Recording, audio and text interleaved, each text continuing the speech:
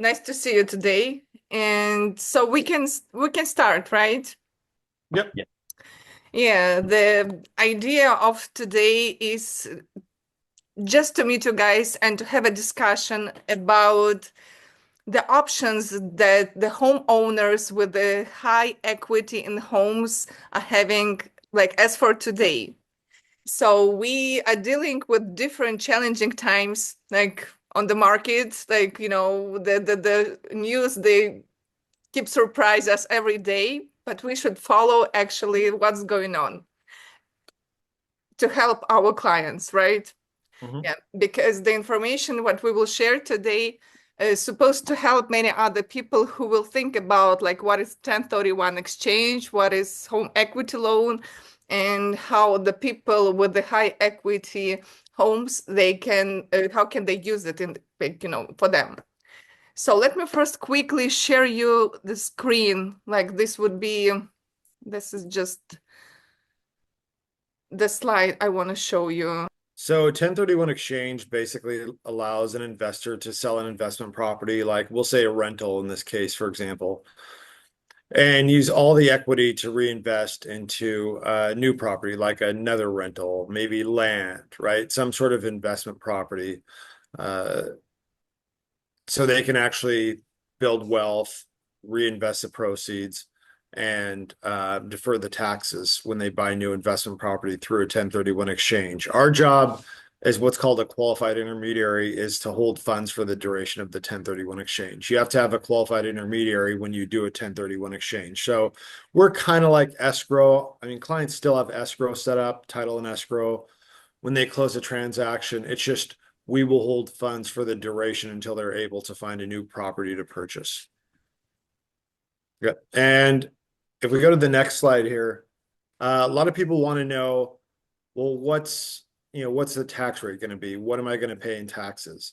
Um, Most importantly, as it says kind of in the middle there, consult with a CPA because what anyone would pay on taxes varies, right?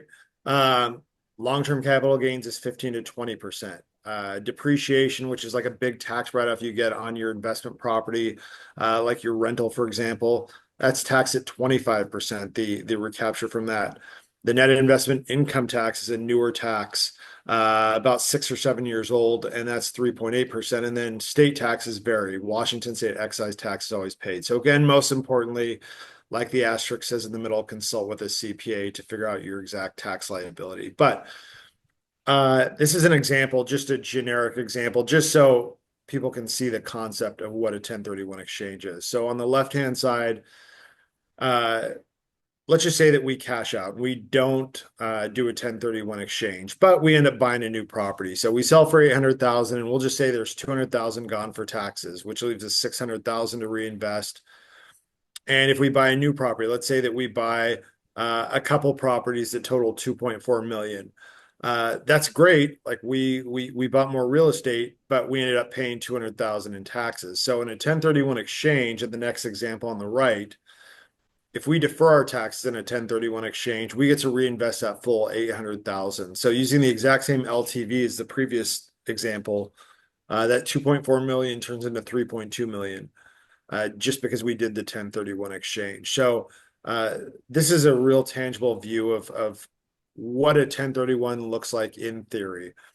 Obviously, everyone's numbers are different. Some people can even pay higher tax than that. Some people pay lower taxes. Some people don't even need to do a 1031 exchange. So most importantly, discuss with your CPA and find out what your tax liability is and if a 1031 makes sense or not. So in a 1031, there's a couple rules and guidelines to follow. Uh, with a 1031, you have 45 days to identify new property to purchase. So day zero, what starts the 45 and 180-day clock is close of escrow. So when you go down to title and escrow and close the transaction, transfer the property to another person in your sale, that's when the clock starts. So you have 45 days to find new property. We call that identify, and 180 days to close. With identification, you have to let us know in writing what you intend on purchasing.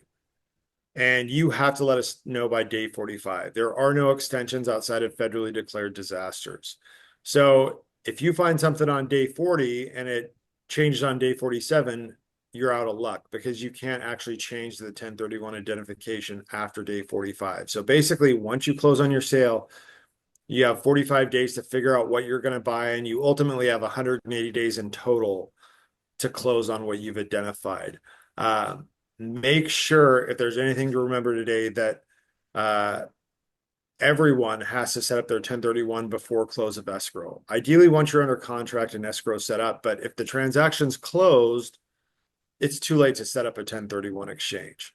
There's nothing we can do. As much as we want to help clients that call 3 hours after their transaction closed, there's nothing we can do because once it's closed, it's too late to set up the 1031. So this is a real broad overview of 1031s.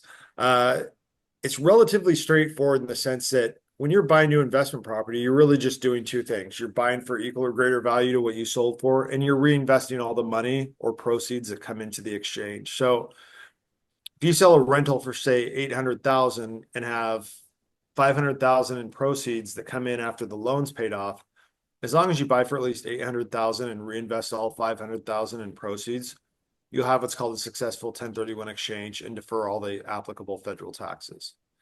So that's 1031s in a nutshell. Obviously, there can be more nuance to this when there's like partnerships involved and stuff, but for most clients that are buying and selling like rentals, for example, it's relatively straightforward. They just need to let us know once they're under contract and then find new property to purchase.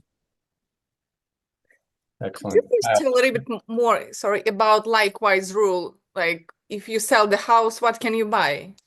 Yeah, you can buy any type. You're selling investment property, and you can buy any type of investment property. So this could be, you can actually buy rentals. You could buy land. You could buy commercial. Um, you can really get off into the weeds too with other things like some states water rights would qualify, timber rights in some states, mineral rights. So there's as long as it's investment property and taxed as investment property, taxed as real property, it's exchangeable. Hey, Kyle, quick question. So let's say you've sold a real estate worth of 500,000 and you buy five properties, 100,000 each. Does that meet the 1031 exchange criteria? Yep. Yep, absolutely, because you're buying for equal or greater value, and you can buy multiple properties too. Some people buy multiple properties. A lot of people are going to sell one and buy one, maybe buy a couple. But yeah, in your scenario, that would absolutely work. Okay. And then on the previous slide, you mentioned that this is a new tax, net investment income tax. What is that? So that came about, I think, in 2018, if I remember correctly, with the Tax Cut and Jobs Act. But that's tied to the affordable health care tax. Mhm. So it's basically a 3.8% tax. I believe currently it's above a $200,000 gain if you're single or 250,000 if you're married. You'd pay 3.8% above that, and that's for any asset sale. That could be investment, real estate, stocks, um, what have you. But again, to see if you would qualify to pay that, definitely talk to a CPA. Gotcha. Yep. Okay. What would be the best scenario for the homeowner who actually resides in the house, but like they just trying to understand how is it possible to sell the house and use, this equity for something? Like, can they convert like their primary house into the rental to buy a new house? Maybe they will need like an equity loan, and then, to buy something at the end, they can rent out to other people. So yeah, if someone has a huge gain in their primary residence, they could move out of it, turn it into an investment property for 2 years, then do a 1031 exchange, but they'd have to buy a new investment property. They couldn't buy a primary residence with it. So yeah, primary residences don't fall under section code 1031, unfortunately. But if someone actually wants to has a big gain and wants to use it as part of 1031, they would need to rent their property out for 24 months, do a 1031 exchange into a new investment property for 24 months after that, and then they could theoretically move into it after that. So there's definitely a process to it, but that would fall under definitely under like tax planning and financial planning. So another thing they'd want to talk to their CPA about as well. That's a good plan. Yep. Yeah, it can definitely work. You're just it just unfortunately is not for primary residences, but a lot of people in the Seattle area, for example, or like the Bay Area, they have big gains, like huge gains in their property, and 1031 makes a lot of sense. So they'll move out for 2 years, turn it into an investment property, and do a 1031 exchange into a new investment property, and maybe a few years after that, move into it. So yeah, there's definitely some ways around When you mentioned to that work. when you transfer the gain and you buy another property with the 1031, you have to rent it out for 2 years, obviously, and then theoretically you can move into that and then essentially sell another 2 years down the road or 3 years down the road. And what then you're going to be exempt at least for depending on your marital status for a certain amount of the gain Yeah, so if you were to eventually sell it down the road, as a primary residence at that time because you've purchased it as an investment, kept it yeah. for 2 years, then you've Yeah. moved in. Let's say you've lived in that property at that point for 2+ years, and then it becomes your primary residence. I take Yeah, it. you'd need to actually live in it for 3 years in that scenario if you rented it for the first two. Um, so that's kind of a complicated equation. It falls into like what are called prorated versus non-prorated years. I generally just tell people that you can probably get rid of some of the taxes, but you'll also pay some of the taxes. Um, it's definitely something that they would want to talk to their CPA and figure out exactly what their tax liability is. So yeah, they can get rid of some of the taxes, but they're going to pay some taxes too. That's a good approach. Yep. Yep. Yeah, that's actually was the idea of getting this discussion because one of my clients who is single and like she has almost like $1 million in in equity. So and she wants to downsize, but she like, how can I downsize? That's just, you know, the cut of like almost 30-50% of the price. Mm-hmm. So that's why. Yeah, so it depends on what their total gain is, but yeah, some people it makes sense to move out for a couple of years, turn it into a rental and investment property, do a 1031 exchange into a new investment property, and then just wait 2 years after that to move into it. But that's kind of a long time for some people to, wait to have a, a true primary residence, 4 years. But yeah, they'd want to talk to a CPA and figure out what their tax liability is and if something like that would make sense. Yeah, that was what I said. I also advised to ask you, because that's very important to get the consultation from someone who is the professional in the area. Sure. Yep. Yep. Okay, Ilya, can you tell us a little bit more about equity loans? Sure. Yeah, equity loans, you typically you can get them against your primary residences or investment properties. Most likely banks will want you to occupy the property in order to land on it. But you could access up to typically 80% of the value. So for instance, let's say that today's value of a home is 500,000. You have to typically leave 20% in the as an equity, so that's 100,000, and be eligible for $400,000 total outstanding loan balance. Let's say your existing loan is 300,000, you're allowed to have 400,000, then you're going to get access to $100,000 line of credit. It works almost just like a credit card, except for it's collateralized by your house. So unlike the credit card, which is unsecured debt, you go bankrupt, bank cannot collect on you. But with the home equity line of credit, it's attached to the home. So if you do go bankrupt or you stop making payments, then you potentially could face the potential foreclosure or repossession of the home. Technically speaking, that money is yours. You could go buy a car, you can go to a casino below the full $100,000, or you could utilize it wisely, maybe go buy an investment property or another house, I guess, for your own needs. however you want to use it. Typically, it's whatever balance you have outstanding, that's what you pay your interest on.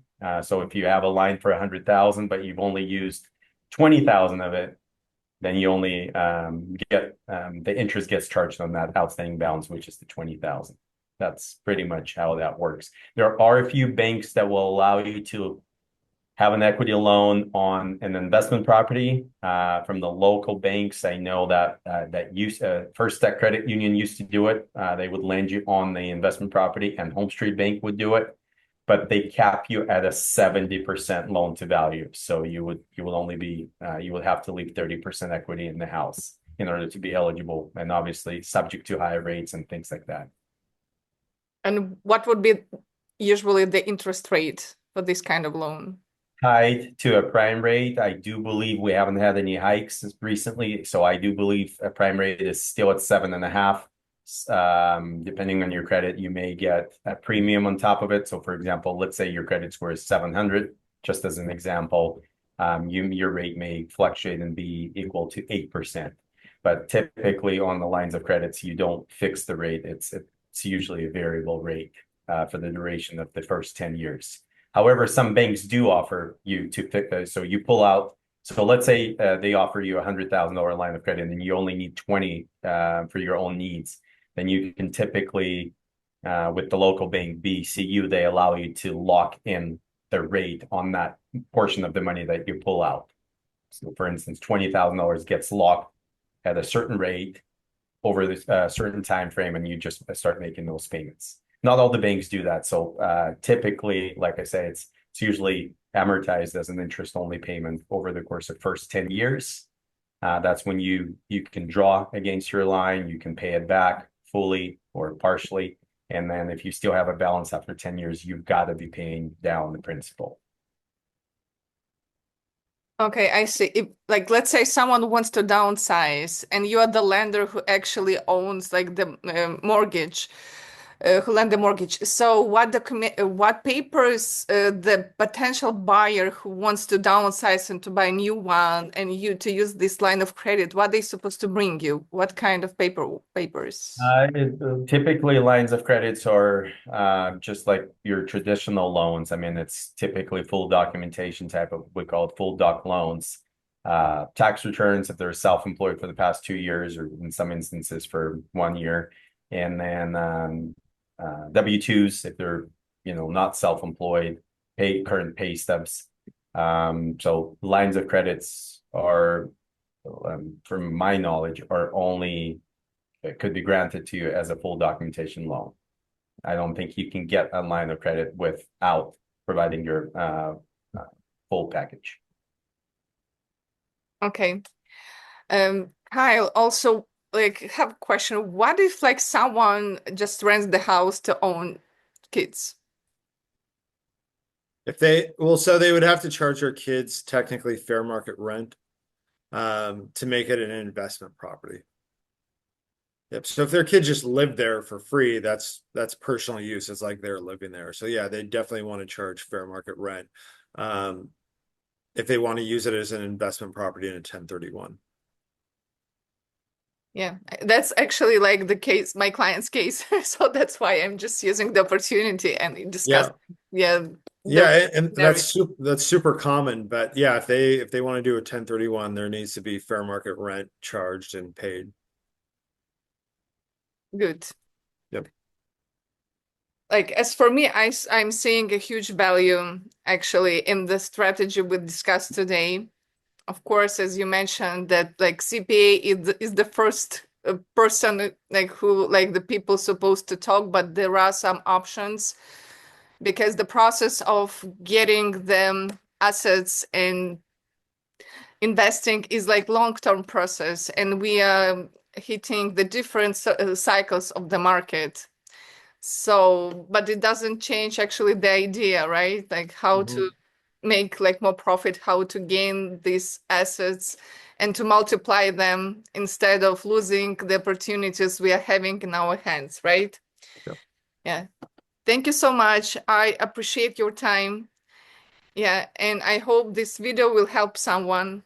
I'm sharing your contacts everywhere, so I hope you will find the clients who will appreciate your professionalism. Awesome. Thanks, Oksana. Thanks, Ilya. My Thank you. best to you. Bye. Bye. Thank you.